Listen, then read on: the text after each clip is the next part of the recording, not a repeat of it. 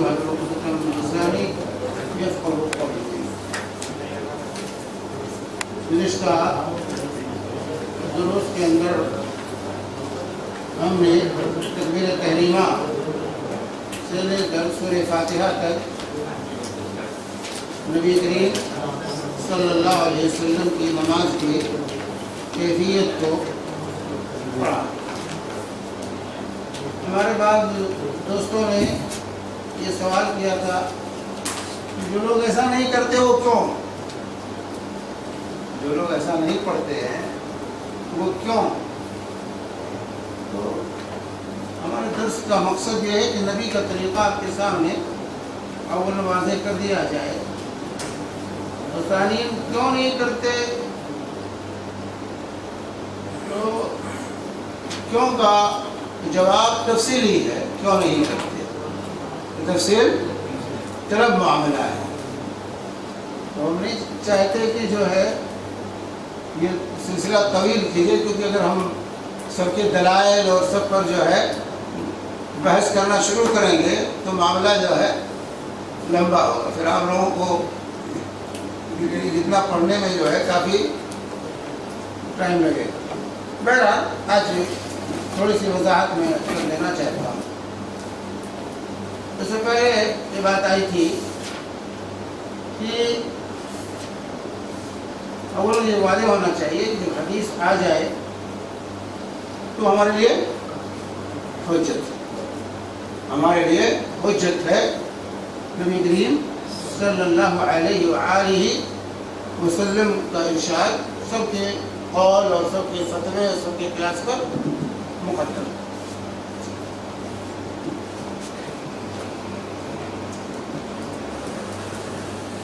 اور پھر جو ہے یہ بھی واضح ہونا چاہیے کہ کسی بھی ائمہ اہل سنت میں سے کسی امام نے جان بوجھ کر قصداً کسی حدیث کی مخالفت نہیں کی. جان بوجھ کر کسی حدیث کی مخالفت نہیں کی. پہلا سبب یہ رہا یا تو ان کو حدیث پہنچی نہیں، اور عام طور سے جہاں بھی ائمہ کرام کے اقوال احادیث کے خلاف پڑے ہیں وہاں پر یہی سبب رہا ہے کہ وہ حدیث ان کو نہیں پہنچی، اس لیے وہ اس کے مکلف تھے ہی نہیں. اس کے مکلف تھے ہی. یا یہ کہنا ہے کہ اتنے بڑے بڑے ائمہ تھے ان کو حدیث کیسے نہیں معلوم تھی. میرے بھائیوں، آپ کو معلوم ہونا چاہیے کہ ابو بکر و عمر سے زیادہ کوئی رسول پاک صلی اللہ علیہ وسلم کے ساتھ رہا ہے؟ صحابہ کرام جو رسول پاک صلی اللہ علیہ وسلم کے ساتھ رہتے ہیں ان کو بھی تمام حدیثیں نہیں معلوم.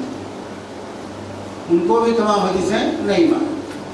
رسول پاک صلی اللہ علیہ وسلم کے بعد امتی میں سے کوئی بھی یا کسی بھی شخص کے بارے میں یہ دعویٰ نہیں کیا جا سکتا ہے کہ اس کو تمام مسائل کا علم ہے.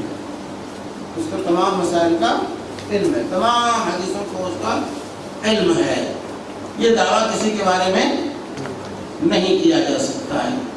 خود سیدنا ابو بکر صدیق رضی اللہ تعالی عنہ ابو بکر جو ہے کے پاس نانی پہنچتی ہے نواسے کے میراث میں حصہ لینے کے لیے، تو کیا کہتے ہیں؟ قرآن میں تمہارا حصہ نہیں ہے، حدیث میں مجھے میرے پاس حدیث میں تمہیں تمہارا حصہ نظر نہیں آتا، لیکن ٹھہرو تم، میں صحابہ کو بلاتا ہوں اور ان سے اس سلسلے میں معلومات حاصل کرتا ہوں، تم ٹھہرو. صحابہ سے پوچھا تو حضرت مسلمہ محمد بن مسلمہ رضی اللہ تعالی عنہ نے دعائی دی کہ رسول پاک صلی اللہ علیہ وسلم نے چھٹا حصہ دیا ہے نانی کو، جدہ کو، نانی کو چھٹا حصہ دیا ہے. وہ صدیق رضی اللہ تعالی نے اس کے مطابق فیصلہ کیا. مسئلہ نہیں معلوم. ابو بکر صدیق اور حضرت عمر بن خطاب رضی اللہ تعالی عنہ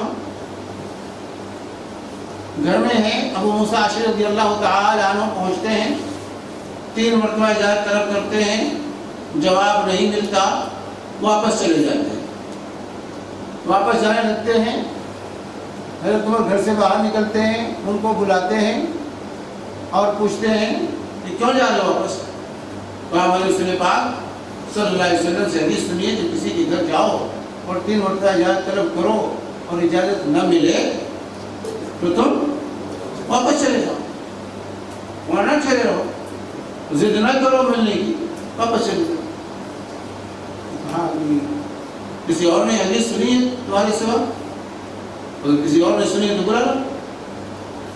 گئے صحابہ میں سے مغیرہ بن شعبہ اور محمد بن مسلمہ، ان دونوں نے آ کر کے گواہی دی کہ میرے رسول پاک، ہم نے رسول پاک صلی اللہ علیہ وسلم سے حدیث سنی ہے۔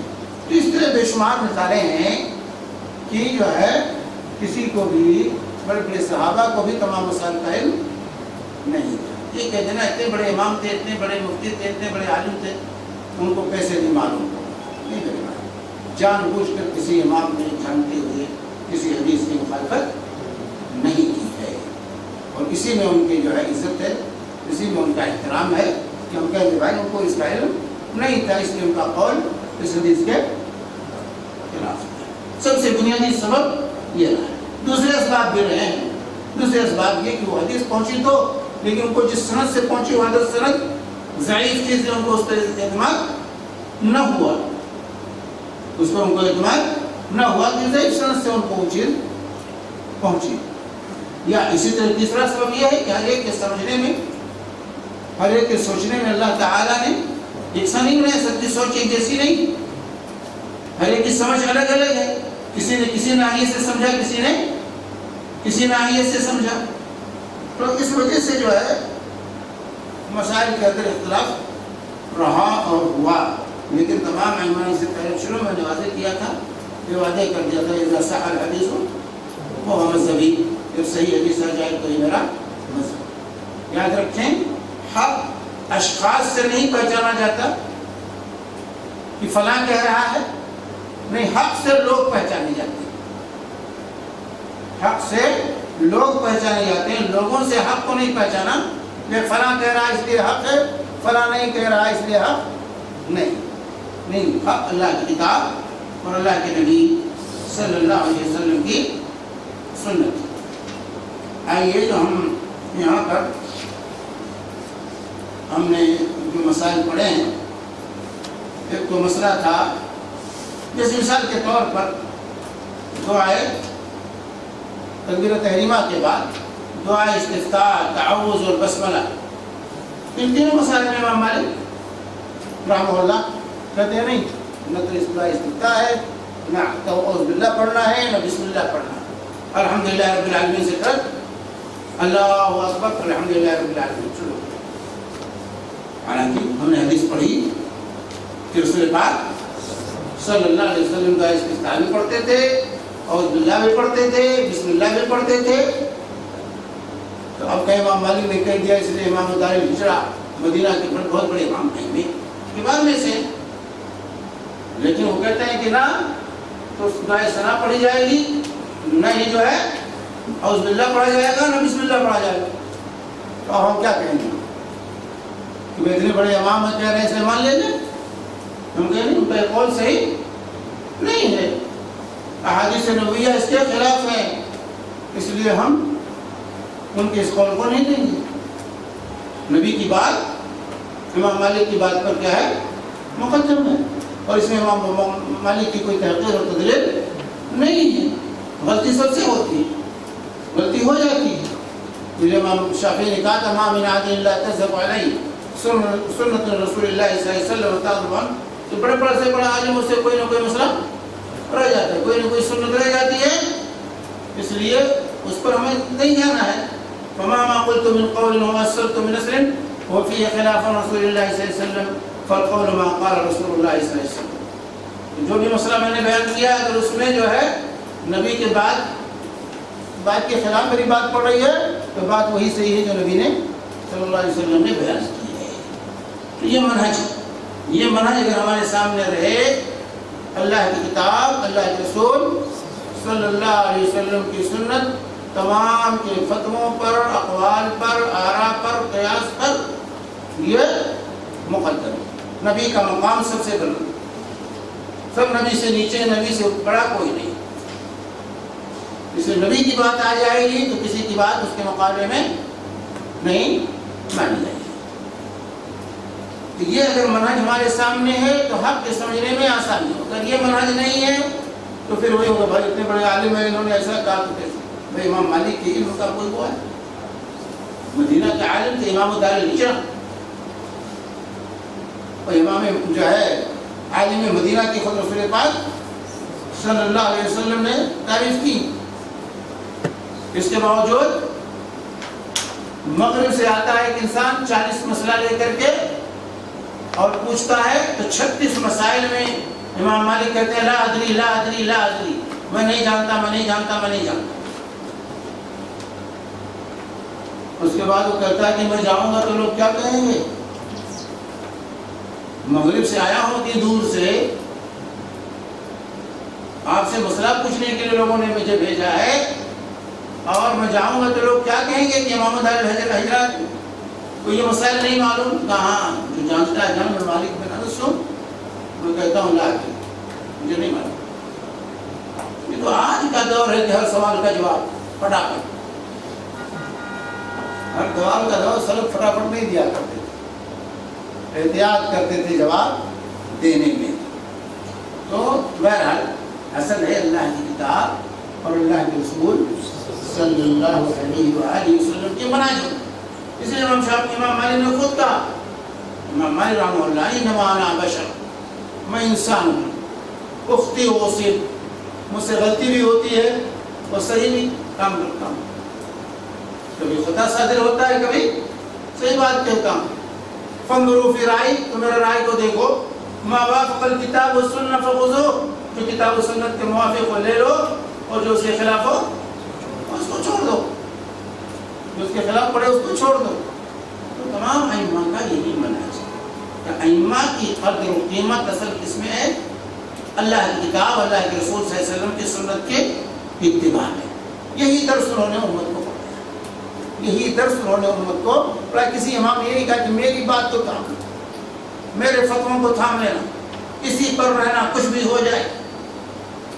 لیکن یہ تو بعد میں لوگوں نے حصے بکرے کر ڈالے، ائمہ حصے بری ہیں حصے بکروں سے، ان حصے بکروں سے ائمہ بری ہیں، وہی حصے بکرے نہیں جانتے، وہ اللہ کی کتاب، اللہ کے نبی صلی اللہ علیہ وسلم کی سنت کو تمام پر مقدم۔ اسی لیے جب امام ابو حنیفہ رحمہ اللہ کے شاگرد امام ابو یوسف، امام محمد مدینہ پہنچے امام مالک کے پاس حدیث پڑھنے کے، امام حنیفہ سے پڑھا، اس کے بعد امام مالک کے پاس گئے پڑھنے کے لیے، امام ابو یوسف، امام محمد رحمہ اللہ۔ اور جب آئی صدقۃ الفطر کی بات کہ صدقہ کیسے ادا کیا جائے، کون سا سا مقدار کیا ہوگی، تو امام ابو حنیفہ رحمہ اللہ عراق میں رہتے تھے، عراق میں ایک سار آئے تھا ناپنے، غلہ ناپنے کا پیمانہ، اور مدینہ اور حجاز میں ایک الگ سا تھا غلہ ناپنے، دونوں کے پیمائش میں فرق تھا۔ عراق کا سا بڑا تھا اور مدینہ کا سا جو ہے چھوٹا تھا۔ عراق کے سا میں تقریباً 4 کلو آتا تھا، تقریباً آج کے پیمائش کے لیے آتا جائے تو تقریباً 4 کلو آئے گا عراق کے سا میں، اور مدینہ کے سا میں آج کے وزن کے اعتبار میں تقریباً 2.5 کلو آئے گا، جتنا فرق تھا دونوں میں۔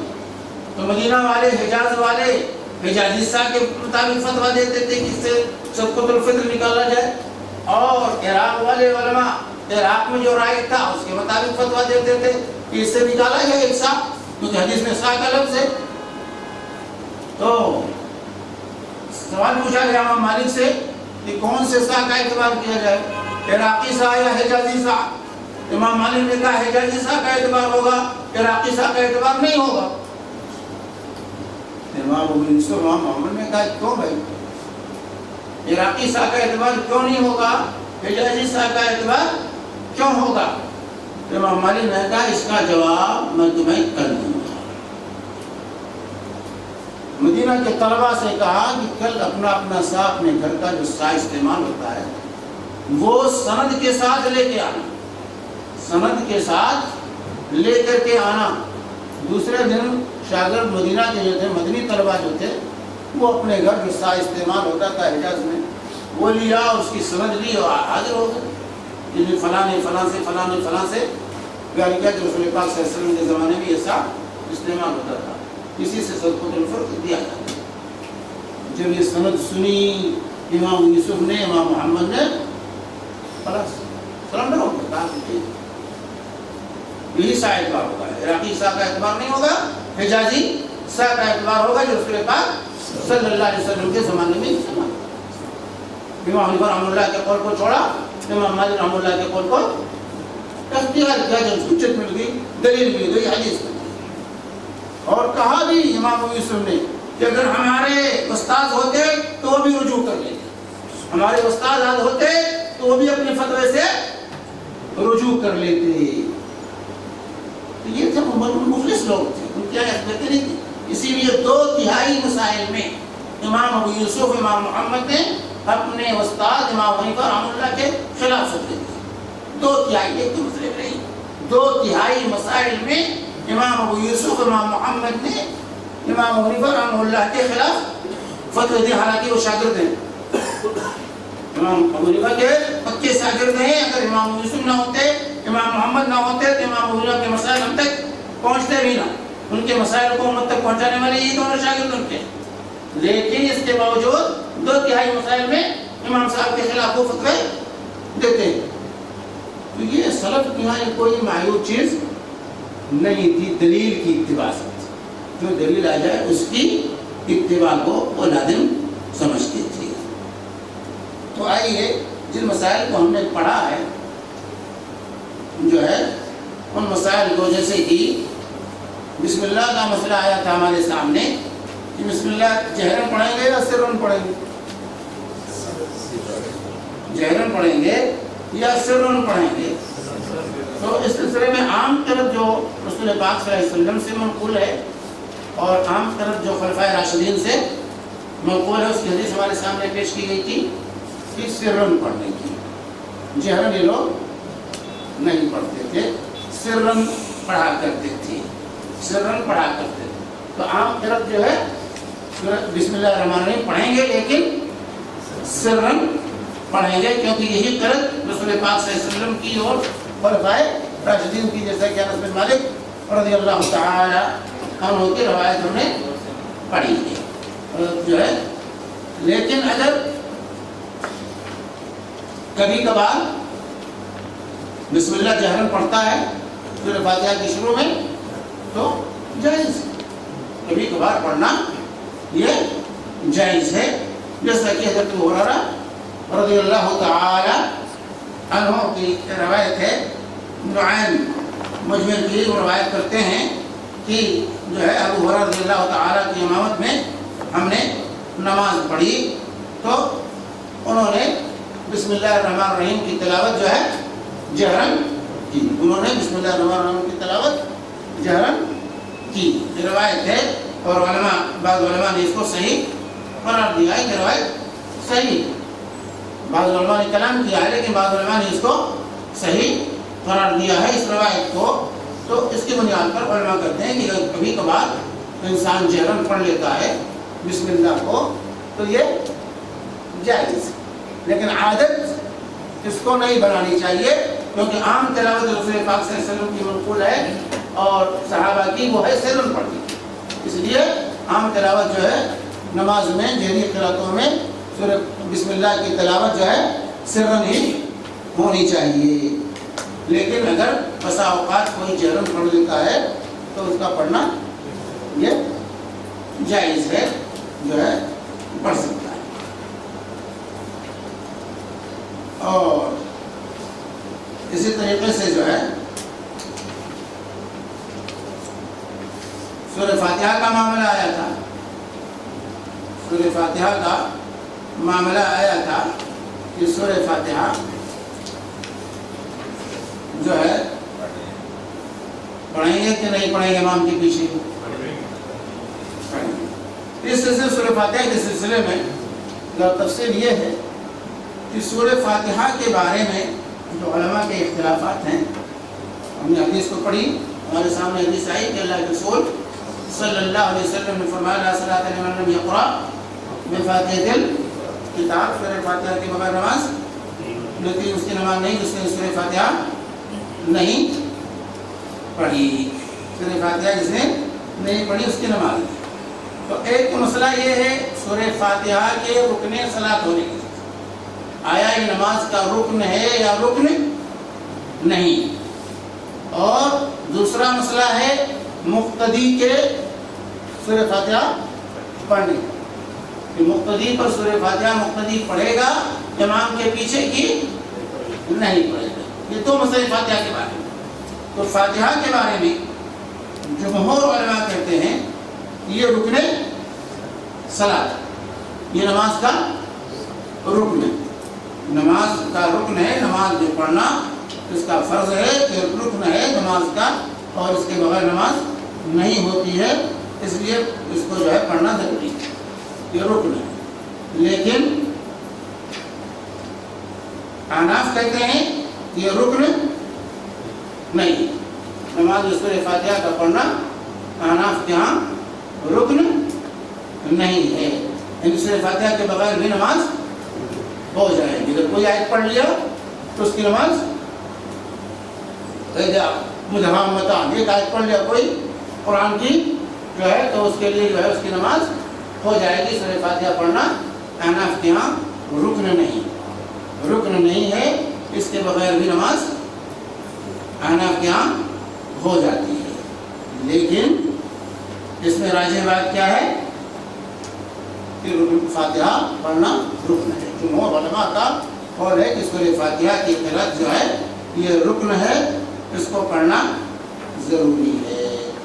جیسے اس میں امام احمد، امام مالک، امام شافعی، ان تینوں ائمہ کے ہاں سورہ فاتحہ کا پڑھنا یہ رکن ہے۔ تینوں ائمہ کہتے ہیں، امام احمد، امام مالک، امام شافعی، یہ سب جو ہے سورہ فاتحہ کو کہتے ہیں نماز کا رکن ہے، اس کے بغیر نماز نہیں ہوتی۔ اور اسی طریقے سے جو ہے امام جو ہے ابن حزم، ابن حجر اور جو ہے امام نووی اور اسی طریقے سے ابن قدامہ، تمام مختلف علماء نے اس کو جو ہے رکن صلاۃ مانا ہے کہ یہ نماز کا رکن ہے، اس کے بغیر نماز نہیں۔ کوئی سورہ فاتحہ نہ پڑھ کر قل اللہ احد پڑھ لے تو نماز نہیں ہوگی، اس کی وہ رکعت جس میں سورہ فاتحہ نہیں پڑھی اس میں قل اللہ احد پڑھ لے جائے تو نماز نہیں۔ لیکن احناف کیا نماز ہو جائے گی، احناف کیا نماز ہو جائے گا۔ یہ فقط استدلال کیا ہے کہ فقرؤ ما تیسر من القرآن، جو قرآن سے آسان ہو اس کو پڑھ لیا کرو۔ تو قرآن سے جو آسان ہو سورہ فاتحہ متعین نہیں ہے، کوئی بھی آیت پڑھ لو نماز ہو جائے گی، یہ احناف کا منہج ہے۔ لیکن جمہور علماء کہتے ہیں کہ وہ حدیث کے اندر تعین آ گئی سورہ فاتحہ کی تو سورہ فاتحہ کا پڑھنا ضروری ہو۔ اللہ کے نبی صلی اللہ علیہ وسلم نے فرما دیا کہ لا صلاۃ الا بفاتحۃ الکتاب، کہ سورہ فاتحہ کے بغیر نماز نہیں۔ کہتے ہیں نماز مطلب ہے ناقص ہوگی، کامل نہیں ہوگی۔ احناف نے کیا تعبیر کی اس حدیث کی؟ اس حدیث کی تعبیر کی کہ نماز کامل نہیں ہوگی، ناقص ہوگی، ہو جائے گی لیکن ناقص ہے۔ لیکن دوسری حدیث کے اندر اللہ کے نبی صلی اللہ علیہ وسلم نے فرمایا کہ لا تجزئ صلاۃ لا یقرأ فیہا بفاتحۃ الکتاب، لا تجزئ صلاۃ جو ہے لا تقرأ فیہا بفاتحۃ الکتاب، کہ وہ نماز ہوگی ہی نہیں جس میں جو ہے سورہ فاتحہ نہ پڑھی جائے۔ تو اس حدیث کے اندر پوری وضاحت اللہ کے رسول صلی اللہ علیہ وآلہ وسلم کہا لا صلاۃ یعنی کاملۃ، انا نے کیا کہا لا صلاۃ کاملۃ، نماز کامل نہیں ہوگی، ناقص ہوگی لیکن ہو جائے گی، ناقص ہوگی لیکن ہو جائے گی۔ لیکن میرے بھائیوں یہ فہم صحیح نہیں، یہ فہم صحیح نہیں ہے، کیونکہ جو ہے دوسری روایات موجود ہیں۔ آپ نے فرمایا لا تجزئ صلاۃ لا یقرأ بفاتحۃ الکتاب، اور پھر جو حضرت ابو ہریرہ رضی اللہ تعالی عنہ کی حدیث ہم نے پڑھی کہ جو ہے من صلی صلاۃ لم یقرأ فیہا بفاتحۃ الکتاب فہی خداج غیر تمام، کہ جو ہے جس نے جو ہے کوئی بھی نماز پڑھی، منصل نصرات کوئی بھی نماز پڑھی، چاہے فرض ہو چاہے نفل ہو، چاہے فرض ہو چاہے نفل ہو، چاہے جمعہ ہو چاہے عیدین ہو چاہے جنازہ ہو، کوئی بھی نماز، منصل صلاۃ لم یقرأ فیہ بفاتحۃ الکتاب، جس نے کوئی بھی نماز پڑھی اور اس میں سورہ فاتحہ نہیں پڑھی، فہی خداج، تو وہ خداج ہے، وہ خداج ہے، خداج وہ بچہ جو ساقط ہو جائے، گر جائے، مردہ، اونٹنی کا بچہ جو مردہ پیدا ہو، مردہ گر جائے، وقت سے پہلے مردہ گر جائے، اس کو خداج کہا جائے، تو خداج ہے اس بچے اونٹ کے اونٹنی کے بچے کی طرح ہے جو مردہ ساقط ہو گیا، ناقص الخلقت اور ساقط ہو گیا، مردہ، تو اس کو خداج کہا گیا۔ تو خود یہ حدیث بتلا رہی ہے کہ وہ نماز نہیں ہوگی، اس کا اعتبار نہیں ہوگا، صرف یہی نہیں کہ جو ہے کامل نہیں ہوگی، ناقص ہوگی، ناقص کا مطلب نہیں، مطلب یہ کہ ہوگی ہی نہیں، کیونکہ اس بچے کا کیا فائدہ جو کہ زندہ نہ پیدا ہو، ناقص الخلقت بھی ہو اور وقت سے پہلے گر جائے، ساقط ہو جائے گا۔ بتائیے، تو راجع بات یہی ہے کہ سورہ فاتحہ یہ نماز میں رکن ہے، فرض ہے اس کا پڑھنا، اس کے بغیر نماز نہیں ہوگی، الا ایک ہی انسان کو یاد ہی نہ ہو سورہ فاتحہ، نیا مسلمان ہوا ہے، سورہ فاتحہ یاد ہی نہیں ہے تو کیا کرے گا؟ تو ایسے صورت میں مجبوری میں اس کی نماز سبحان اللہ الحمدللہ اللہ اکبر سے ہو جائے گی، اس کی نماز اس صورت میں پڑھنا، سورہ فاتحہ یاد ہو اور اس کے باوجود جو ہے انسان نہ پڑھے، اس پر اللہ آواز پڑھ کر کے نماز پڑھ لے تو اس کی نماز نہیں ہوگی۔ اور دوسری چیز، امام کے پیچھے سورہ فاتحہ کا، ایک تو مسئلہ یہ تھا سورہ فاتحہ کی رکنیت اور عدم رکنیت کا معاملہ، دوسرا مسئلہ یہاں ہے کہ سورہ فاتحہ کا امام کے پیچھے مقتدی کا پڑھنا، امام کے پیچھے مقتدی کا سورہ فاتحہ پڑھنے کا بیان، تو اس میں بھی بات ہمارے سامنے آ چکی ہے کہ جو ہے سورہ فاتحہ چاہے امام ہو، چاہے مقتدی ہو، چاہے منفرد ہو، سب کو پڑھنا ضروری ہے۔ چنانچہ امام بخاری رحمہ اللہ نے صحیح بخاری میں جو عنوان قائم کیا سورہ فاتحہ پڑھنے کے سلسلے میں کہ باب وجوب القراءۃ للامام والماموم فی الصلوات كلها فی الحضر والسفر وما یجہر فیها وما یخاف، کہتے ہیں کہ سورہ فاتحہ کے پڑھنے کا جو ہے قرأت کا بیان امام کے لیے، ماموم کے لیے، تمام نمازوں میں، چاہے سفر میں ہو، چاہے حضر میں ہو، چاہے جہری نماز ہو، چاہے سری نماز ہو، یہ عنوان قائم کر کے امام بخاری رحمہ اللہ نے سری و جہری تمام میں وہ حدیث بیان کی ہے جو ہم اس سے پہلے پڑھ چکے ہیں، عبادہ بن صامت رضی اللہ تعالی عنہ کی کہ جو ہے لا صلاۃ لمن لم یقرأ بفاتحۃ الکتاب، اس سورہ فاتحہ کے بغیر نماز نہیں ہوتی، سورہ فاتحہ کے بغیر نماز نہیں ہوتی۔ تو اس سلسلے میں جو ہے علماء کے جو اقوال ہیں، فتاوے ہیں، احناف کیا مقتدی چاہے جہری نماز ہو، سری نماز ہو، کچھ نہیں پڑھے گا، خاموش جو آیسرا پڑھنے کے بعد خاموش پڑھا رہے گا۔ احناف کیا جو مسلک ہے کہ امام کے پیچھے مقتدی جو ہے صرف جو ہے دعائے ثنا پڑھے گا اور اس کے بعد خاموش کھڑا رہے گا، چاہے جہری نماز ہو چاہے سری نماز ہو۔ البتہ جو ہے امام مالک اور امام احمد کے ہاں کہ جہری نماز میں تو نہیں پڑھے گا، سری نماز میں پڑھے گا، جہری میں نہیں پڑھے گا، امام مالک کے ہاں اور امام احمد کے ہاں جہری میں نہیں پڑھے گا، سری میں پڑھے گا، اور امام شافعی کے ہاں چاہے جہری ہو چاہے سری ہو سب میں جو ہے سورہ فاتحہ پڑھے گا، مقتدی بھی پڑھے گا، مقتدی کو پڑھنا ضروری ہے۔ تو یہ خاموش وہ کھڑا رہے گا، امام مالک امام احمد کیا جہری میں پڑھے گا جو ہے سری میں پڑھے گا، جہری میں نہیں پڑھے گا۔ اور جو ہے امام شافعی کے ہاں چاہے جہری ہو چاہے سری ہو، ہر نماز میں فرض ہو نفل ہو، ہر نماز میں مقتدی جو ہے سورہ فاتحہ پڑھے گا، مقتدی جو ہے سورہ فاتحہ پڑھے گا۔ اور اس سلسلے میں جن لوگوں کو غلط جو ہے، جو لوگ کہتے ہیں نہیں پڑھے گا، جو نہیں کہتے ہیں نہیں پڑھے گا، جیسے حناف کہتے ہیں نہ جہری میں پڑھے گا نہ سری میں پڑھے گا، ان کی دلیل کیا ہے؟ کہتے ہیں قرآن میں اللہ تعالیٰ فرما رہا ہے وَإِذَا قُرِئَ الْقُرْآنُ فَاسْتَمِعُوا لَهُ وَأَنصِتُوا لَعَلَّكُمْ تُرْحَمُونَ۔ جب قرآن پڑھا جائے تو اسے غور سے سنو اور خاموش ہو۔ لیکن قرآن کی آیت ہے، اللہ تعالیٰ نے یہاں پر جو ہے واضح کیا ہے کہ جب قرآن پڑھا جائے تو غور سے سنو اور خاموش ہو۔ تو اولاً تو اس آیت سے استدلال کرنا صحیح نہیں ہے، کیونکہ فستے لوگ ہیں سری نمازوں کے لیے جہری والے کے استدلال کریں ٹھیک ہے، اس میں استماع ہے، سننا پایا جاتا ہے، سری نمازوں میں تو سننا نہیں پایا جاتا۔ سری نمازوں میں کیا سنیں گے آپ؟ سری کے لیے اس آیت سے کیسے استدلال کریں گے کہ فَاسْتَمِعُوا لَهُ وَأَنصِتُوا لَعَلَّكُمْ تُرْحَمُونَ؟ زیادہ سے زیادہ اس آیت سے استدلال اگر کر سکتے ہیں تو جہری نمازوں کے لیے استدلال کر سکتے ہیں، سری نماز کے لیے استدلال اس سے پورا نہیں ہوتا ہے۔ اور دوسری چیز جو حضرت ابو موسیٰ اشعری رضی اللہ تعالی عنہ کی روایت سے استدلال کیا جاتا ہے، فرماتے ہیں وَإِذَا قَرَعَ فَانصِتُوا وَإِذَا قَرَعَ إِذَا كَبَّرَ الْإِمَامُ فَكَبِّرُوا، جب امام اللہ اکبر کہے تو تم بھی اللہ اکبر کہو۔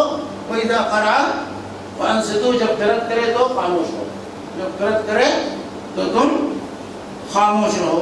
تو اس روایت سے کہتے ہیں کہ یہاں خاموش رہنے کا حکم دیا گیا، وَإِذَا قَرَعَ فَانصِتُوا، جب پڑھے تو تم خاموش رہو۔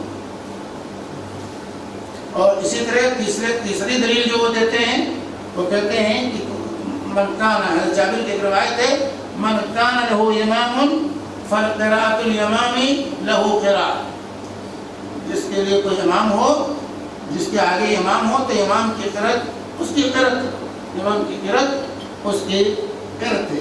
یہ تین بنیادی دلائل، یہ تین بنیادی دلائل ہیں جو فاتحہ نہ پڑھنے کو جو لوگ کہتے ہیں، جو لوگ کہتے ہیں فاتحہ نہیں پڑھنا چاہیے امام کے پیچھے، جو ہے ان کی دلیل ایک تو قرآن کی آیت اور یہ دو حدیثیں ہیں۔ لیکن میرے بھائی یہ تینوں دلائل سے استدلال صحیح نہیں ہے، کیونکہ یہاں عام حکم بتایا گیا ہے، عام حکم اذا قرأ فانصتوا، جو قرأت کرے تو خاموش رہو۔ یہ کہا گیا کہ امام کی قرأت مقتدی کی قرأت، یا یہ کہا گیا جب پڑھا جائے تو خاموش رہو، سنو اور خاموش رہو، ٹھیک ہے، عام حکم ہے۔ دیکھیے ہمارے سامنے واضح ہونا چاہیے، قرآن اور حدیث کے اندر کوئی ٹکراؤ نہیں، قرآن اور حدیث کے اندر ٹکراؤ نہیں، ایک صحیح حدیث دوسرے صحیح حدیث سے ٹکراتی نہیں ہے۔ بظاہر اگر ٹکراؤ نظر آئے تو وہ ہمارے فہم کا ٹکراؤ ہو سکتا ہے، حدیث کا ٹکراؤ نہیں، یہ واضح ہونا چاہیے۔ نہ تو قرآن حدیث میں ٹکراؤ ہے صحیح حدیث میں، اور نہ صحیح حدیث میں ایک حدیث دوسرے حدیث کے سے ٹکراتی۔ اگر بظاہر ہمیں ٹکراؤ نظر آئے تو ہمارے فہم کا ٹکراؤ ہے، وہ قرآن و حدیث کا ٹکراؤ نہیں، یہ واضح مسئلہ متفق علیہ ہے، واضح ہے۔ تو یہاں پر ایک طرف تو یہ جو استدلال کیا وجہ قرآن فانصتوا، جب قرأت کرے تو خاموش ہو، اور کہا گیا قرآن فاستمعوا لہ وانصتوا، جب قرآن پڑھا جائے تو سنو اور خاموش رہو، یا من کان لہ امام فقراءۃ الامام لہ قراءۃ، یہ امام کی قرأت مقتدی کی قرأت ہے۔ تو یہ عام حکم ہے، یہ فاتحہ غیر فاتحہ سب کو شامل عام حکم ہے، لیکن فاتحہ کی قرأت یہ خاص ہے، من لم یقرأ فاتحۃ الکتاب لا صلاۃ لمن لم یقرأ فاتحۃ الکتاب، سورہ فاتحہ کے بغیر نماز نہیں ہوتی۔ یا اسی طریقے سے لا تقرؤوا الا بفاتحۃ الکتاب، امام کے پیچھے نہ پڑھو مگر سورہ فاتحہ، اس کے بغیر نماز نہیں ہوتی۔ تو خاص سے اس عام کو خاص کر لیا جائے گا اور کہا جائے گا کہ سورہ فاتحہ کے علاوہ جو قرأت کر رہا ہے امام اس کو سنو اور سورہ فاتحہ پڑھو۔ یہ آیت اور حدیث جو ہوگی سورہ فاتحہ کے علاوہ قرأتوں کے لیے ہے، رہا معاملہ سورہ فاتحہ کو یہ شامل نہیں ہوگی، کیونکہ اس کے لیے دلیل خاص موجود، رسول پاک صلی اللہ علیہ وسلم کی خاص حدیث موجود ہے سورہ فاتحہ کے سلسلے میں۔ آپ نے سورہ فاتحہ پڑھنے سے نہیں منع کی۔ اگر یہ کہ یہ حدیث ہوتی لا تقرؤوا بفاتحۃ الکتاب، سورہ فاتحہ نہ پڑھو امام کے پیچھے، تب تو استدلال کرنا صحیح تھا، لیکن آپ نے یہ نہیں کہا کہ سورہ فاتحہ نہ پڑھو۔ یہ کہا جب پڑھا جائے تو خاموش رہو، یا امام کی قرأت مقتدی کی قرأت ہے تو اس میں واضح ہونا چاہیے کہ عام ہے اور سورہ فاتحہ کی دلیل خاص ہے اور فقہ کا اصول ہے، جب عام اور خاص میں ٹکراؤ نظر آئے تو خاص پر عمل کیا جائے گا، خاص کو اس عام سے خاص کر لیا جائے گا، کہ اس کو خاص کر کے باقی پر اس پر عمل کیا جائے گا۔ صحیح بات ہے کہ نہیں؟ بات سمجھ میں آئی؟ یہ عام حکم ہے کہ امام کی قرأت مقتدی کی قرأت، یا جب پڑھے تو خاموش رہو، جو قرآن پڑھا جائے تو اس کو سنو اور خاموش رہو، یہ عام حکم ہے۔ یہ فاتحہ غیر فاتحہ سب کو شامل ہے، اور سورہ فاتحہ کے سلسلے میں جو حدیث رسول پاک صلی اللہ علیہ وسلم کی نمازی کے لیے وہ خاص ہے، تو خاص یہ عام پر مقدم ہوگا، خاص جو ہے یہ عام پر مقدم ہوگا، اور عام کے حکم کو اس خاص سے خاص کر لیا جائے گا کہ بھائی سورہ فاتحہ کی قرأت کرو، اس کے علاوہ کی قرأت نہ کرو، اور اس طرح دونوں پر عمل ہوگا، نہ یہ چھوٹے گا اور نہ وہ چھوٹے گا، عام پر بھی عمل ہو گیا اور خاص پر بھی عمل ہو گیا، تمام دلائل پر انسان نے عمل کر لیا کہ سورہ فاتحہ نہ پڑھو، سورہ فاتحہ کے علاوہ جو امام سورتیں پڑھ رہا ہے اس کو سنو، سورہ فاتحہ کے علاوہ جو سورتیں پڑھ رہا ہے اس کو سنو، اس کو مت پڑھو، تم خاموش رہو لیکن سورہ فاتحہ پڑھو۔ تو اس طرح فاتحہ سے متعلق جو روایتیں ہیں اس پر بھی عمل، اور جو سننے سے متعلق ہے، خاموش رہنے سے متعلق جو روایتیں ہیں اس پر بھی عمل ہوتا ہے۔ اور اسی طرح من کان ہو امام امام کی طرف مقتدی کی طرف، اس میں کلام بھی ہے، سب لوگوں نے اس کو صحیح نہیں کہا، اس میں کلام بھی علماء نے کیا ہے، علماء کی جماعت نے اس کو صحیح قرار دیا کہ روایت ضعیف ہے۔ بہرحال تو یہ ہوا کہ جو لوگ کہتے ہیں کہ امام کے پیچھے سورہ فاتحہ نہیں پڑھنا چاہیے، تو راجح قول یہ ہے کہ سورہ فاتحہ پڑھنا چاہیے، کیونکہ اس کی دلیل خاص ہے، اس کی دلیل خاص ہے، اور یہ دلائل جو ہیں یہ عام ہیں، سب کو شامل، فاتحہ غیر فاتحہ سب کو شامل ہے، اور فاتحہ کی دلیل خاص ہے، اور فقہ کا اصول ہے جب عام اور خاص میں ٹکراؤ نظر آئے تو خاص کو عام پر مقدم کریں گے، عام کو پر خاص کو مقدم کر کے خاص پر عمل کریں گے جو ہے، اور خاص کو اس حکم سے خاص کر لیا جائے، اور جو ہے اور جو لوگ کہتے ہیں کہ جو ہے جہری میں نہیں پڑھنا ہے، سری میں پڑھنا ہے، جیسے امام مالک اور امام احمد کا مسئلہ کیا ہے کہ جہری میں نہیں پڑھنا امام کے پیچھے، سری میں پڑھنا ہے، تو وہ لوگ بھی انہی سے جو ہے انہی روایتوں سے جو ہے استدلال کرتے ہیں، انہی روایتوں سے استدلال کرتے ہوئے ایک حدیث یہ ابو ہریرہ رضی اللہ تعالی عنہ کی جو ہے ایک حدیث ہے، اس سے جو ہے ان لوگوں کا استدلال ہے۔ فرماتے ہیں ابو ہریرہ رضی اللہ تعالی عنہ کہ ایک جہری نماز سے فراغت کے بعد رسول اللہ صلی اللہ علیہ وسلم نے پوچھا کیا تم میں سے کسی نے ابھی میرے ساتھ قرأت کی ہے؟ ایک آدمی نے اعتراف کیا تو آپ نے فرمایا انی اقول ما لی اناظر القرآن، میں کہتا ہوں کہ مجھے کیا ہو گیا ہے کہ میں قرآن کے ساتھ جھگڑ رہا ہوں۔ راوی کہتا ہے کہ اس کے بعد فانتهى الناس عن القراءة مع رسول اللہ صلی اللہ علیہ وسلم فيما جهر فيه القراءة، فيما جهر فيه القراءة، کہ جو ہے صحابہ رسول پاک صلی اللہ علیہ وسلم کے ساتھ جہری نمازوں میں قرأت سے باز آ گئے۔ راوی کہتا ہے کہ جو ہے صحابہ جو ہے جہری نمازوں میں اس واقعے کے بعد کہتے ہیں کہ صحابہ جہری نمازوں میں قرأت سے باز آ گئے۔ تو اس روایت سے ابو ہریرہ رضی اللہ تعالی عنہ کی اس روایت سے یہ لوگ استدلال کرتے ہیں کہ جو ہے مقتدی جہری نمازوں میں یہ سورہ فاتحہ نہیں پڑھے گا، خاموش رہے گا۔ لیکن میرے بھائیوں یہاں بھی معاملہ وہی ہے جو پہلی روایتوں میں ہے، وہی معاملہ یہاں بھی ہے۔ فَانْتَهَى النَّاسُ عَنِ الْقِرَاءَةِ مَعَ رسول اللہ صلی اللہ علیہ وسلم فِيمَا جَهَرَ فِيهِ الْقِرَاءَةِ، یعنی جہری نمازوں میں لوگ قرأت سے باز آئے۔ تو کس چیز کی قرأت سے باز آئے؟ سورہ فاتحہ کی قرأت سے، جو ہے سورہ فاتحہ کے علاوہ کی قرأت سے باز آئے۔ سورہ فاتحہ کی، کیونکہ انہوں نے کیا پڑھا دوسری روایت کے اندر ہے، انہوں نے سبح اسم ربک الاعلیٰ پڑھا تھا، سبح اسم مقتدی نے سبح اسم ربک الاعلیٰ پڑھا تھا اور بلند آواز سے پڑھا تھا، اس لیے نبی کریم صلی اللہ علیہ وسلم کی نماز میں خلل ہوا تھا۔ تو یہاں جو باز آئے وہ سورہ فاتحہ کے علاوہ قرأت سے جو ہے صحابہ باز آئے، نہ کہ سورہ فاتحہ کی قرأت، کیونکہ اسی کے راوی خود حضرت ابو ہریرہ رضی اللہ تعالی عنہ سے جب پوچھا گیا مقتدی کی قرأت فاتحہ کے بارے میں تو کیا فرمایا؟ اس سے پہلے اقرأ بہا، صحیح مسلم کی روایت، اقرأ بہا فی نفسک، اپنے جی میں پڑھ لیا کرو، اپنے جی میں پڑھ لیا کرو۔ تو راوی حدیث ابو ہریرہ رضی اللہ تعالی عنہ جس حدیث کے راوی ہیں وہ خود ان سے جب سوال کیا گیا تو انہوں نے یہ کہا کہ اقرأ بہا فی نفسک، اپنے جی میں پڑھ لیا کرو۔ تو حقیقی بات یہی ہے کہ جو ہے امام شافعی رحمہ اللہ کا موقف راجح ہے، امام شافعی کا موقف جو ہے سورہ فاتحہ کے سلسلے میں یہ راجح ہے، قوی ہے، اور اس طرح سے تمام دلائل پر عمل ہوتا ہے۔ امام شافعی رحمہ اللہ کا مسلک جو ہے سورہ فاتحہ کی قرأت کے سلسلے میں کہ امام ہو یا ماموم ہو سب کے لیے جو ہے سورہ فاتحہ کی قرأت ضروری ہے۔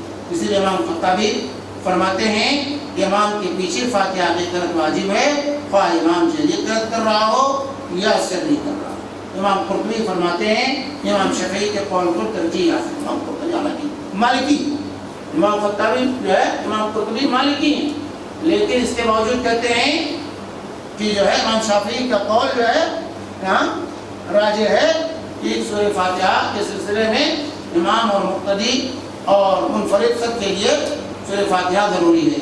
اسی طرح امام شوکانی فرماتے ہیں کہ حق یہی ہے کہ امام کے پیچھے بھی قرأت فاتحہ واجب ہے۔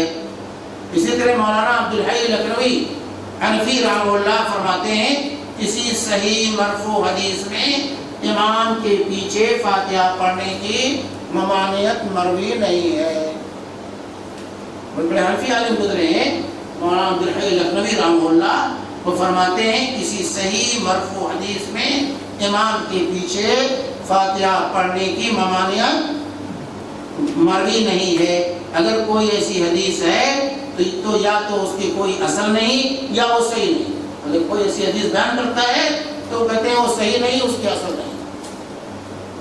کوئی روایت ایسی سورہ فاتحہ کے پڑھنے سے ممانعت کی صحیح نہیں ہے۔ اسی طرح شیخ ابن باز رحمہ اللہ جہری نماز میں بھی مقتدی پر فاتحہ پڑھنا واجب قرار دیتے ہیں۔ تو راجح قول یہی ہے کہ امام کے پیچھے ہوں یا تنہا ہوں سورہ فاتحہ پڑھنا یہ ضروری ہے۔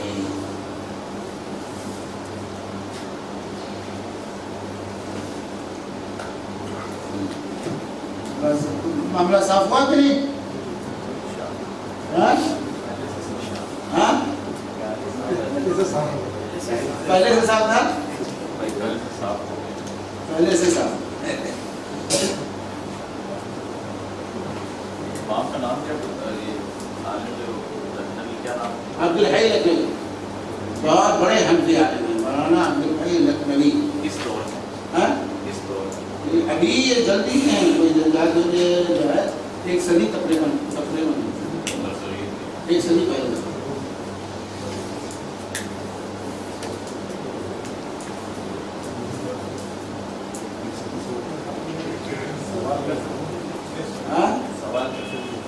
ختم ہو گیا معاملہ؟ کھانے کا انتظام ہے، کھانے کا اس میں؟ ہاں کیا سوال ہے؟ سوال ہے